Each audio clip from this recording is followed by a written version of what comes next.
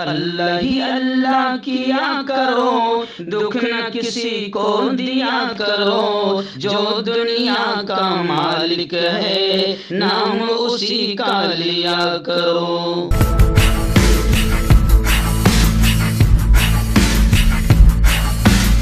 तकमीली तलबीना ताकत, सेहत और शिफा के लिए सुन्नत और तिब्बे नबवी का बेहतरीन नुस्खा। अभी ऑर्डर करें, कम पैसे में हमारे साथ बिजनेस शुरू करें। भारत भर से डिस्ट्रीब्यूटर और होलसेलर बनने के लिए अभी कॉल करें 9579591975। Takmili food products private limited, Malegaon, India. जोड़ों की पुरानी से पुरानी लाइलाज तकलीफ जैसे घुटनों का दर्द, पीठ और कमर का दर्द, कंधे, गर्दन और पैरों में दर्द के लिए संधि प्लस देसी शिफा लाए हैं मर्द और औरतों के तमाम गुप्त रोगों का इलाज। पहली खुराक में हैरत अंगेज़ असर देखें। अगर आप हमसे इंडिया और इंडिया से बाहर दवाएं हासिल करना चाहते हैं, स्क्रीन पर दिए गए नंबर पर कांटेक्ट करें। Thank you. अस्सलामु अलैकुम वरहमतुल्लाहि वबरकातुहू। नाज़रीन, इस्तकबाल है, स्वागत है आपका viral news live studio Jalgaon, Maharashtra, India में। मैं आपका मेज़बान मुफ्ती मोहम्मद हारून नदवी। आइए इंटरनेशनल टॉप 5 न्यूज़, दुनिया की 5 बड़ी ख़ास अहम ख़बरों पर नज़र डालते हैं। लेकिन सबसे पहले मैं अपील करूंगा, जो साथी नए हैं और अभी तक इस बेबाक सच्चे चैनल से जुड़े नहीं हैं, अगर आप चाहते हो कि आपको मुल्क, भारत की और पूरी दुनिया की सही और सच्ची खबरें देखने और सुनने को मिलें, तो फिर आप इस चैनल से जुड़ जाइए। सब्सक्राइब कर लीजिए हमारे इस चैनल को, बेल आइकॉन घंटी के बटन को भी दबा दीजिए ताकि हमारी हर खबर, हर वीडियो आपको आपके मोबाइल पर मिल सके। और हाँ नाज़रीन, हम हर रोज़ एक अपील करते हैं कि प्लीज़, एक प्राइवेट चैनल है और चैनल चलाने के लिए पूरी एक टीम काम करती है, बड़ा रुपया पैसा खर्च होता है। अगर आप चाहते हो कि ऐसे चैनल जो जुल्म और जालिमों के खिलाफ बेबाक बोल रहे हैं, अगर आप चाहते हो कि ऐसे चैनल मजबूत हो, बाकी रहे, आगे बढ़ें, तो प्लीज़ आप चैनल की फाइनेंशियल हेल्प, माली ताउन, माली मदद ज़रूर कीजिए। स्क्रीन पर आप नज़र डालें, हमारे चैनल का बैंक अकाउंट नंबर भी दिया जाता है। और अगर आप ऑनलाइन पैसा भेजकर मदद करना चाहते हैं तो गूगल पे, फ़ोन पे और पेटीएम तीनों का एक ही नंबर है 9923223361।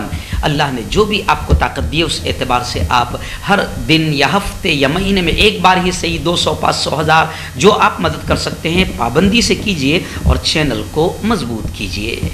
नाज़रीन, पूरा रमज़ान बल्कि 1.5 महीना से हमारा जुमेरात को जो लाइव बयान होता है वो बंद था रमज़ान की वजह से, और 1.5 महीना से तकरीबन।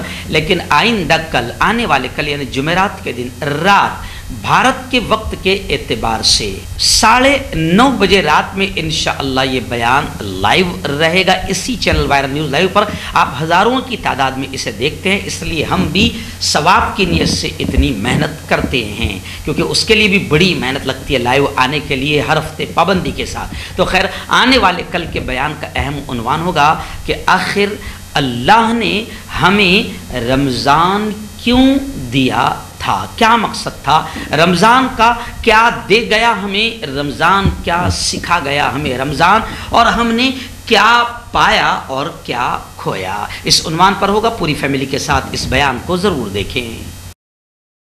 नज़र आइए, पहली बड़ी खबर इस वक्त श्रीलंका के हालात को लेकर आ रही है। जी हाँ, आपने गुज़िश्ता कल सोशल मीडिया पर भी देखा कि श्रीलंका के बद से बदतर हालात हो गए हैं और वहाँ की जनता ज़बरदस्त अंदाज में गुस्से में एहतजाज कर रही है, और एहतजाज भी इतना हिंसक, इतना पुरतशद्दुद कि वज़ीर आज़म राजापक्षे का घर, उनके पूरे ख़ानदान के घरों को वहाँ के लोगों ने आग लगा दिया। यहाँ तक के मेंबरान पार्लियामेंट समेत कई लोग मारे गए। श्रीलंका में पुरतशद्दुद एहतजाज, हिंसक एहतजाज जारी है। मैं आपको बता दूं कि हुकूमत मुखालिफ मुजाहिरीन ने राजापक्षे की सरकारी रिहाइशगाह का मुहासरा करने की भी कोशिश की। श्रीलंका में इस तशद्दुद में सोमवार से अब तक हुक्मरान जमात यानी सत्ताधारी पार्टी के एक मेंबर पार्लियामेंट समेत 10 लोगों की मौत और 190 से ज़्यादा लोग जख्मी हो चुके हैं। मुल्क भर में कर्फ्यू लगा दिया गया है हालात काबू में लाए जाने के लिए। लेकिन मैं आपको बता दूं कि वहाँ ये सब हालात क्यों हुए? क्योंकि महंगाई बिल्कुल इंतहा को पहुँच गई। 300 रुपये किलो चावल, 250 रुपये किलो शक्कर।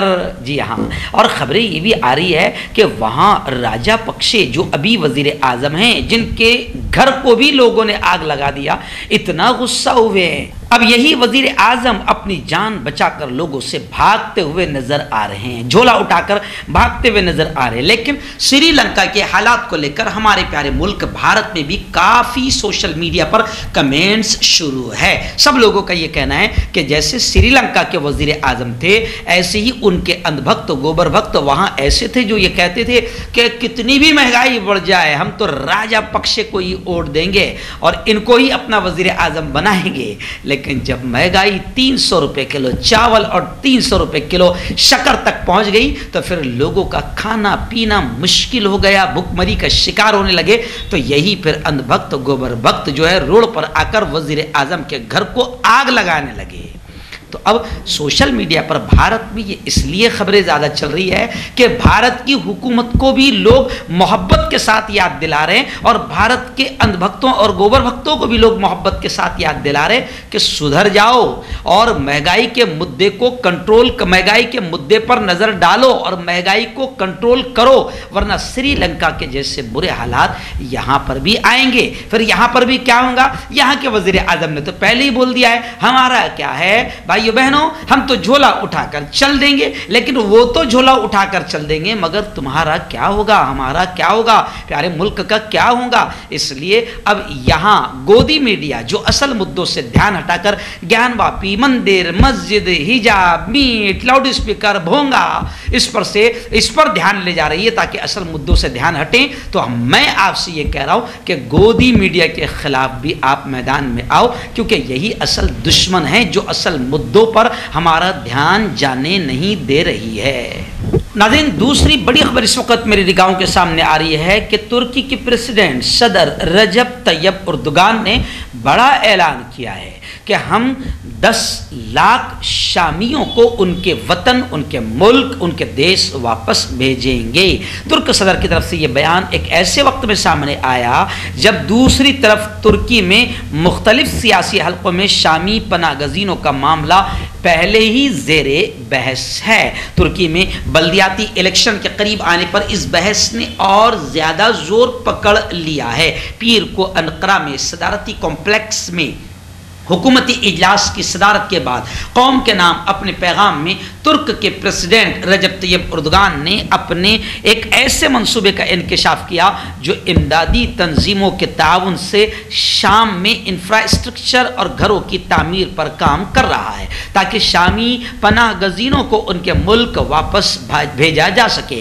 रजब तैयब उर्दुगान ने इस बात पर जोर दिया कि तुर्की में 10 लाख शामी हैं जो रजाकाराना तौर पर वापस जाने के लिए तैयार हैं और हम इनको इनके मुल्क वापस जरूर भेजेंगे।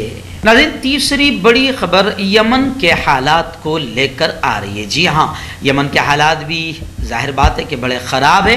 अब यमन में जंग बंदी के मौके से फ़ायदा उठाने की ज़रूरत के बैनुल अक़वामी मुतालबात के जलो में एक यमन में खादिम हरमैन शरीफैन के सफ़ीर और यमन में तामीर नौ के सऊदी प्रोग्रामों के सुपरवाइज़र मोहम्मद बिन सईद आल जाबिर ने यमन में अक़वामी मुत्तहदा के सेक्रेटरी के खुसूसी एलची से रियाद में सऊदी अरब में मुलाकात की। यमन में जामी सियासी हल की हिमायत करने की बात कही। खादिम हरमैन शरीफैन के सफ़ीर और यमन में तामीर नौ के प्रोग्राम के सुपरवाइज़र मोहम्मद बिन सईद आल जाबिर की सेक्रेटरी जनरल के एलची से मुलाकात हुई और यमन के हालात को कैसे बेहतर से बेहतर बनाया जा सकता है और यमन में जंग बंदी का फ़ायदा उठाते हुए किस तरह और अमन की कोशिशें तेज़ की जा सकती है, इस पर तफसीली गुफ्तगू हुई। आइए नाज़रीन, रशिया और यूक्रेन के हालात को लेकर एक बड़ी खबर आ रही है। जी हाँ, मैं आपको बता दूं कि फ्रांस का बड़ा बयान ये आया है कि रशिया के साथ बातचीत जारी रखने की ज़रूरत है। फ्रांस ने कहा है कि यूक्रेन के मामले पर रशिया के साथ मुज़ाकरात बातचीत का एक चैनल बरकरार रखना ज़रूरी है। वहीं पर रशिया के नायब वज़ीर ख़ारिजा ने एक बात वजाहत करते हुए ये कही कि यूरोप में अपने सफारत खाने बंद करने का हमारा कोई मंसूबा नहीं है। वहीं पर मैं आपको बता दूं, रशिया और यूक्रेन के हालात को लेकर जो ढेर सारी खबरें आ रही है कि अभी भी वहाँ हालात ख़राब है, लेकिन एक खबर ये भी आ रही है कि यूक्रेन के बारे में इंटेलिजेंस मालूमात जो इफ्शा हो गई है, जाहिर हो गई है, इस पर अमेरिका के प्रेसिडेंट जो बाइडन ने नाराज़गी का इजहार किया और उन्होंने कहा कि मीडिया की हालिया रिपोर्टों की वजह से मैं दिल बर्दाश्त हूँ, मेरा दिल बहुत दुखा है। आइना इस वक्त बड़ी खबर आ रही है पड़ोसी मुल्क अफ़गानिस्तान के हालात को लेकर। आप जानते हैं कि अफ़गानिस्तान में तालिबान की हुकूमत है और अभी हमारे यहाँ का चैनल आज तक जो जहांगीरपुरी के दर्द को नहीं समझ पाया, खरगोन के औरतों से और मजलूमों से नहीं मिल पाया, मुल्क की बेरोजगारी पर बात करने के लिए इसके पास वक़्त नहीं है, मुल्क में किसानों की आत्महत्या पर बात करने के लिए इसके पास वक़्त नहीं है, लेकिन अफ़गानिस्तान पहुँचकर तालिबान से मुलाकात करके उनकी खैर खैरियत, उनकी तनख्वाह कितनी है, ये सब मालूम करने का आज तक चैनल को टाइम मिल गया। तो खैर आइए, अभी खबर आ रही है वहाँ के हालात को लेकर कि ख़वातीन के हवाले से तालिबान हुकूमत ने जो पॉलिसियाँ बनाई हैं, अमेरिका का ये कहना है ये इंसानी हुकूक की, ह्यूमन राइट्स के खिलाफ वर्जी है। अफगानिस्तान के लिए अमेरिका के नुमाइंदे खुसूसी ने ये बात कही है और शदीद तशवीश का इजहार करते हुए कहा है कि ख़वातीन के हवाले से तालिबान की पॉलिसियाँ इंसानी हुकूक की खिलाफ वर्जी है। उन्होंने कहा कि तालिबान ने लड़कियों के लिए सेकेंडरी तालीम, रोज़गार तक रसाई और नकलो हरकत पर पाबंदियाँ जारी रखी है। उनका कहना था कि पुरअमन मुजाहिरीन को निशाना बनाया जा रहा है, जिस पर उन्हें शदीद तशवीश है। उन्होंने कहा कि ऐसी पॉलिसी के आलमी बिरादरी के साथ तालिबान के ताल्लुकात पर गलत असरात मुरतब होंगे। और दूसरी खबर अफगान की ये भी आ रही है कि एक अफगान शहरी है जिसका नाम नूर अहमद है, वो साइकिल पर हज के सफ़र के लिए रवाना हो गया है। क्यों होता है जोड़ों में दर्द, क्यों रहती है जोड़ों में जकड़न, क्यों हो जाती है जोड़ों में सूजन, क्यों बन जाती है जोड़ों में गांठ, क्यों थम सी जाती है जिंदगी।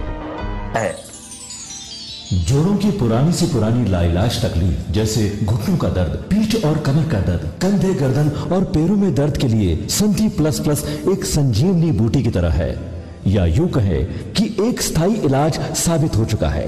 लाखों लोग इसे अपना चुके हैं और दर्द पर विजय प्राप्त कर चुके हैं। जब हम नियमित रूप से संधि प्लस प्लस से मालिश करते हैं तो त्वचा इसे तुरंत ऑब्जर्व करके जोड़ों के सूक्ष्मतम अवस्था में पहुंचा देती है, जिससे जोड़ों में ब्लड का सर्कुलेशन बढ़ जाता है और जोड़ों के मांसपेशियों में मजबूती आती है, आंतरिक सूजन समाप्त हो जाती है, जिससे दर्द में आराम तो मिलता ही है, साथ ही साथ जोड़ों में नई शक्ति भी आती है।